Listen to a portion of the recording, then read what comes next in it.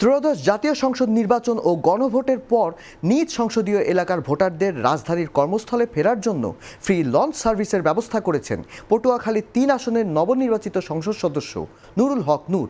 শনিবার দুপুরে নিজের ফেসবুক পেজে এক বার্তায় এ সংক্রান্ত একটি ঘোষণা দেন নূর। পোস্টে নূর বলেছেন, ঢাকা ও চট্টগ্রামের গলাচিপা ১০ মিনার সম্মানিত ভোটারদের কর্মস্থলে ফেরার সুবিধার্থে পটুয়াখালী ৩ আসনের নবনির্বাচিত সংসদ সদস্য নুরুল হক নূরের পক্ষ থেকে দেওয়া ফ্রি লঞ্চ সার্ভিসের রয়্যাল ক্রুজ ২ ভিম লিকুইড এখন মাত্র ৫০ টাকা, তেল চর্বি পরিষ্কার করে এক ধোয়াতেই। আজ বিকাল ৪টায় চরকাজল লঞ্চঘাট থেকে চরশিবা, আউলিয়াপুর, ১০ মিনা, বাঁশবাড়িয়া, চাঁদপুর হয়ে ঢাকা আসবে।